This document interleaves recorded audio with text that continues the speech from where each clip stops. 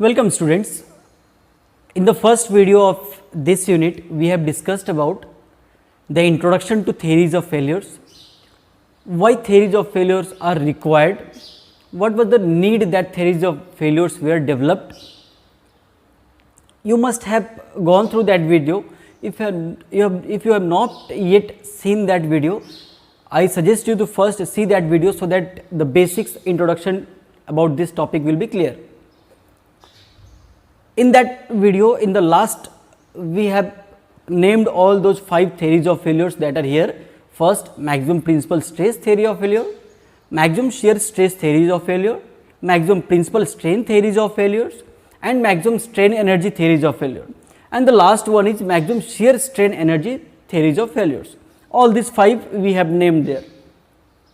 Now, you must have performed the tensile test on UTM, where the specimen was pulled or loaded uniaxially. In that case, if we observe that principal stress was also generated, shear stress was generated, principal strain must have been generated, strain energy was absorbed by the body, and the shear strain energy must have been absorbed by the body.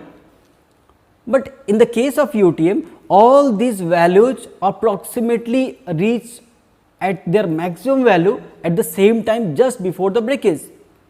So, the UTM tensile test has been set as a standard for defining all those theories of failures. You will see in the later part that all these theories, the formulas will be compared with all those the value that we obtained during tensile test on UTM. Now, here if we consider a specimen which is loaded in multiple directions, biaxial loading or triaxial loading, in that case principal stresses, if you consider in 3D, the principal stresses will be sigma 1, sigma 2 and sigma 3, and you know that we consider sigma 1 to be maximum.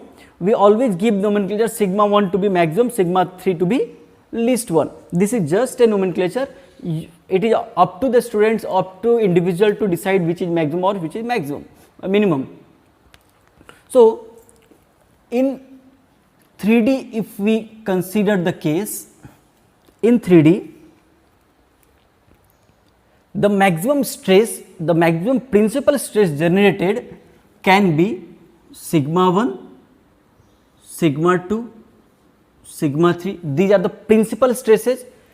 We have considered that sigma 1 is greater than sigma 2 and sigma 3 is the least. Whatever value we get, the principal stresses, the highest one we will consider sigma 1 and least one sigma 2. So, the maximum principal stress is sigma 1, sigma 2 and sigma 3. Sigma 1 is the maximum. Now, while a specimen is loaded in all directions, in that case the maximum shear stress generated in that body will be sigma 1, that is the maximum principal stress, minus the least one is sigma 3 upon 2, and if we need the magnitude only, we say we can take the mod of this.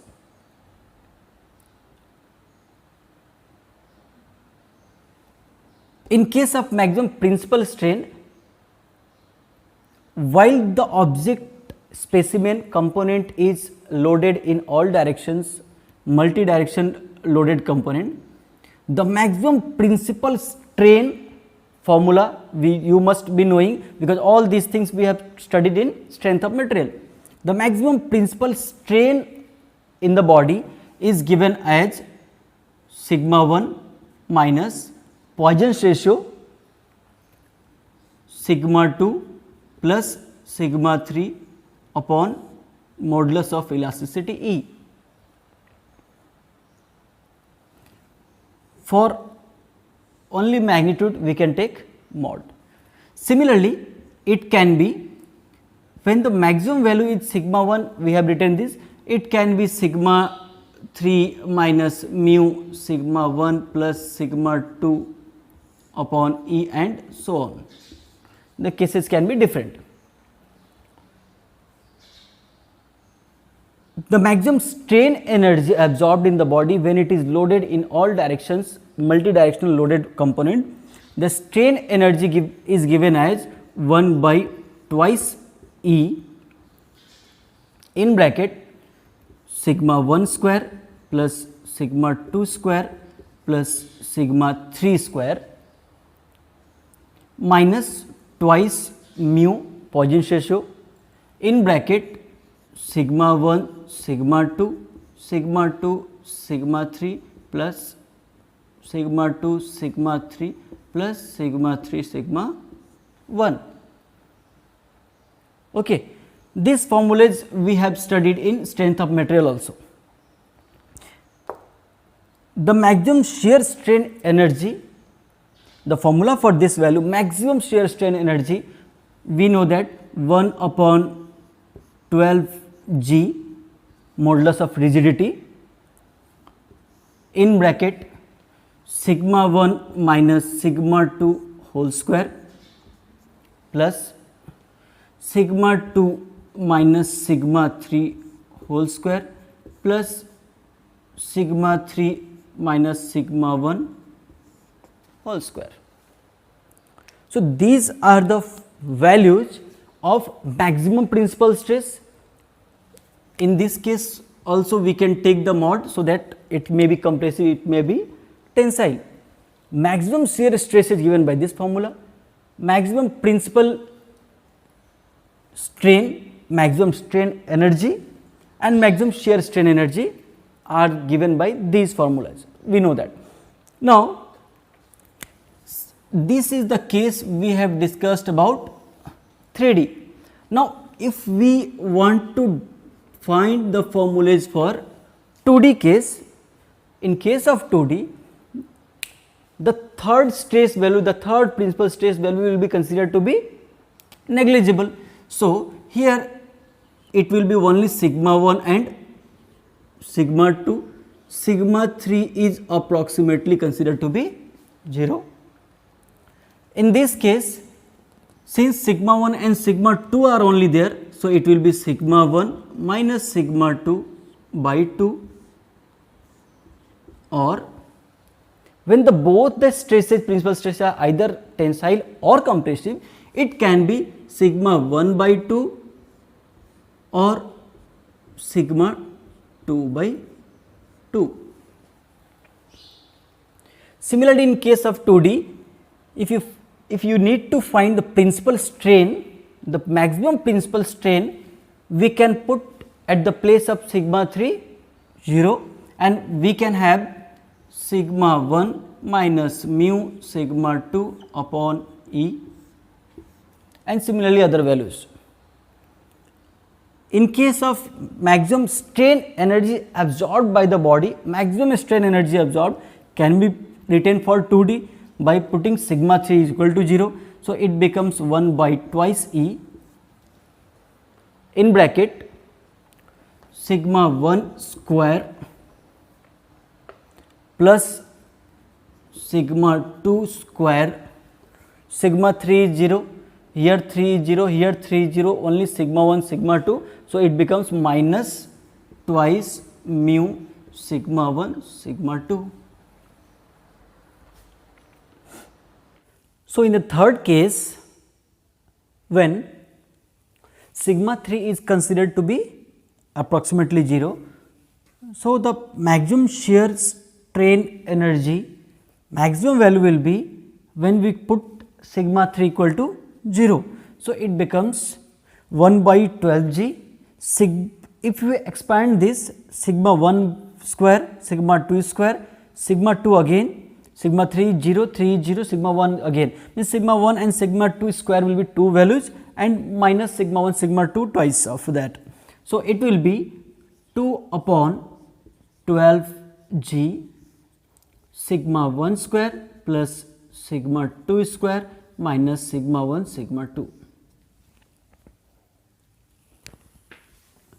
So, these are the formulas for maximum principal stress, shear stress, principal strain, strain energy absorbed and shear strain energy absorbed in case of 2D. Now, if we take the case of one dimensional 1D, that is the UTM tensile test,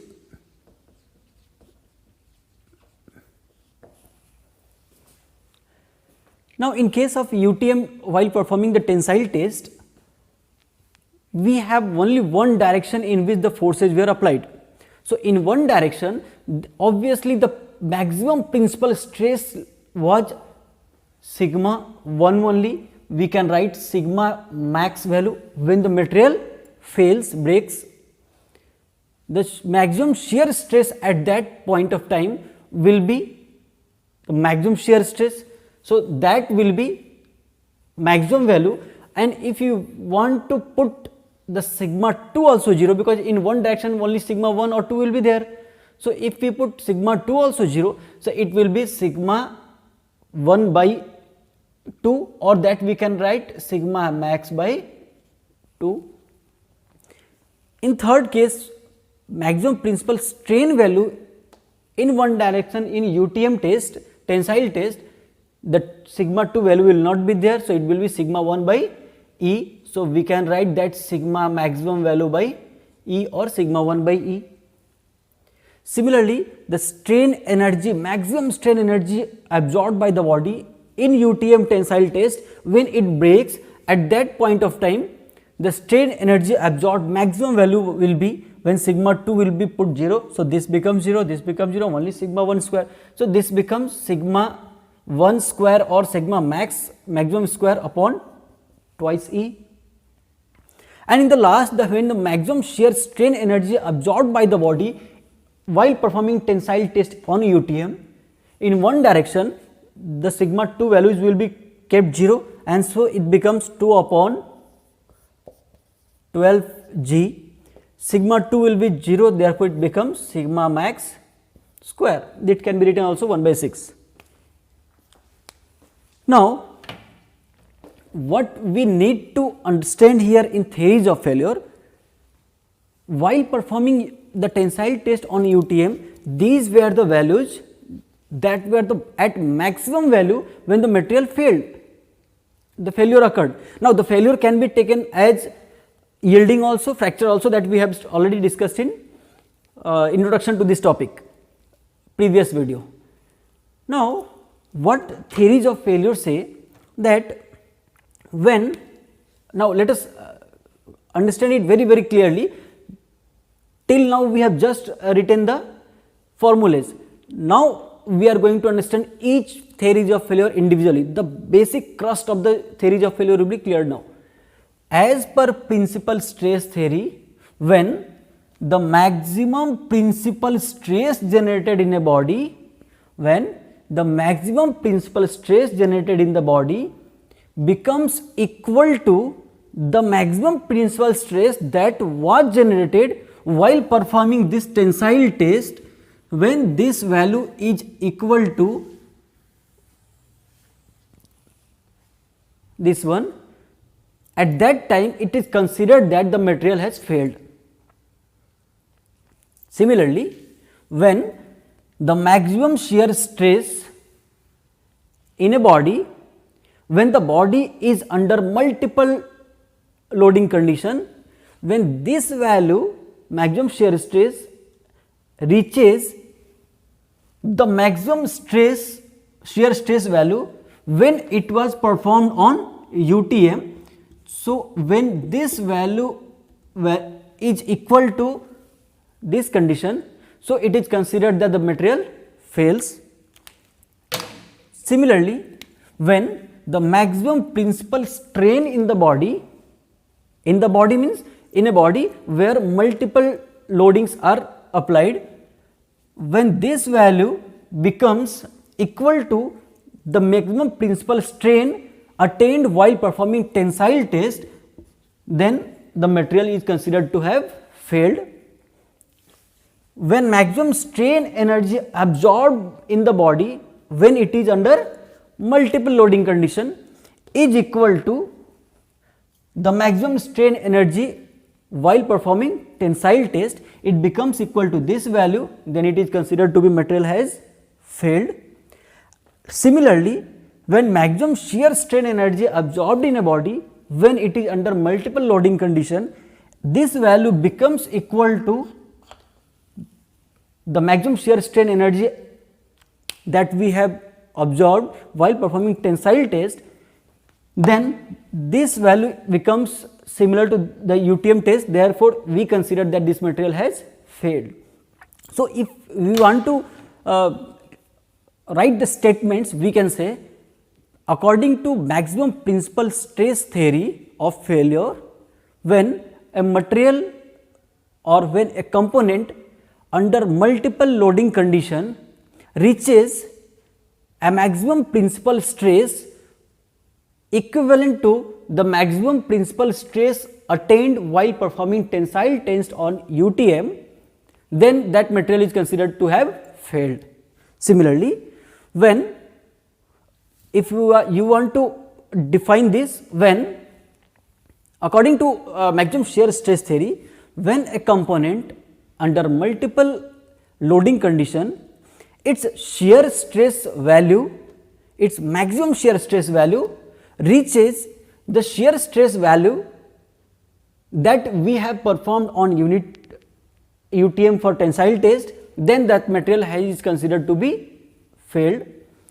Similarly, when maximum principal strain in a body which is loaded in different directions, that maximum principal strain value reaches the strain value that we have observed in tensile test, then that component is considered to have failed.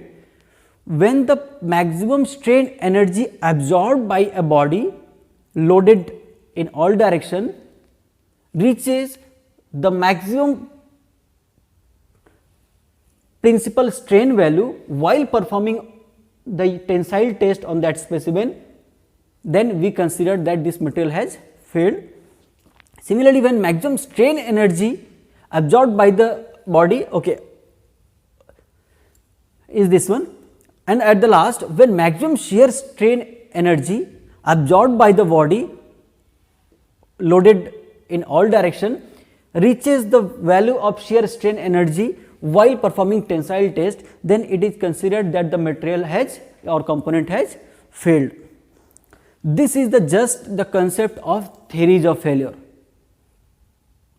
Now, if you want to write in terms of equations, nothing but we can equate this sigma 1 is equal to sigma max is the equation of principal stress theory. Sigma 1 minus sigma 3 upon 2 is equal to sigma max by 2 becomes the equation for shear stress theory. For third, when this value is equated, this formula is equated with the sigma max by E, it becomes maximum principal strain theory. So, it is very easy to understand this theory. In the next topic, in the next unit, we will go in details about each one, because we have some plots for each one where on x axis will be sigma 1, on y axis will be sigma 2, and in that we will see that there are different types of plots which can suggest us that for which values of principal stresses the material will be safe according to a particular theory of failure. That means, if it is asked that what is the condition of failure for principal stress theory, so we can define through that plot. What the condition of failure for a particular theory, then we can define through that plot, and that plots will be very easy for you to understand, because that plot can be easily remembered and kept in your mind, so that while referring those plot in your mind you can explain those theories of failures. So, in the next lecture we will discuss first the maximum principal stress theory in details.